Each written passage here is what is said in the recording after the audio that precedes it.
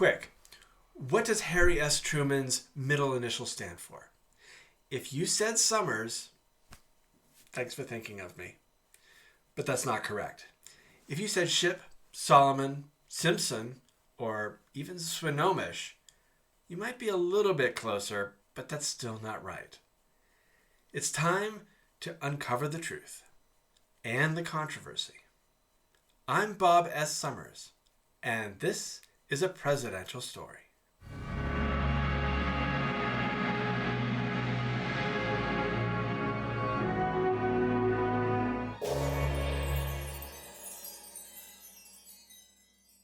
There are lots of examples of presidents using a middle initial.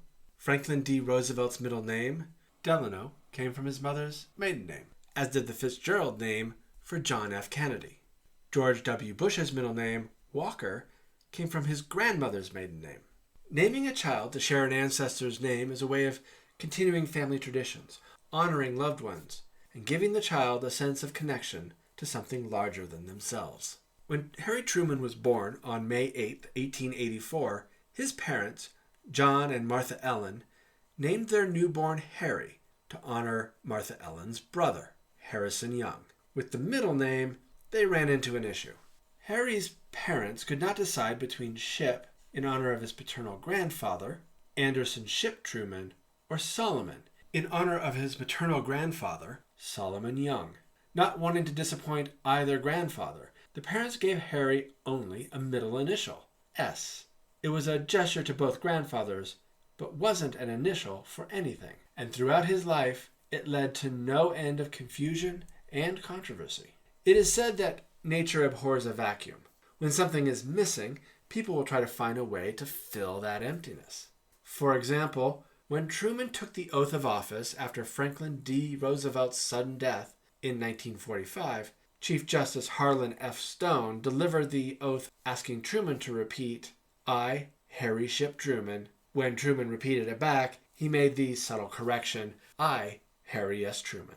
And while president, Truman often received mail addressed to Harry Solomon Truman, Harry Ship Truman, and even Harry Simpson Truman. I assume the Simpson name was an homage to Ulysses S. Grant, who also had the middle initial S that didn't mean anything, but that people thought stood for Simpson, his mother's maiden name.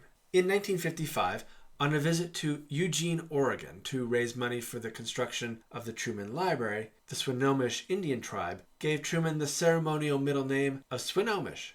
I mean, after all, there was an open spot there waiting to be filled. Truman, perhaps in jest, told a reporter that the period after his middle initial should not be used because it was not short for anything, and thus started a controversy about the use of the period. The Truman Library has many examples, from Truman's boyhood through his later years, where his use of a period after the S is very clear. Other times, especially as president, his signature ran together and the period is not obvious.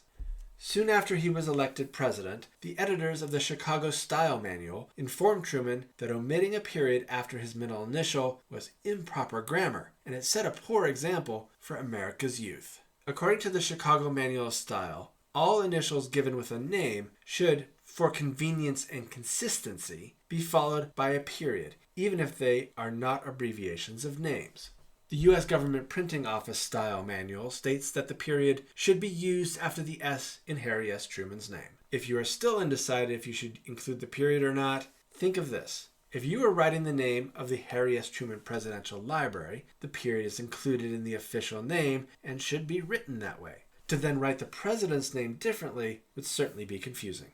If it were my child, maybe I would have tried using both names. Harry Solomon Ship Truman. What do you think? Thanks for watching. If you like this video, please click the like button and subscribe to hear more presidential stories. And please visit POTUS.com to learn more interesting facts about the presidents.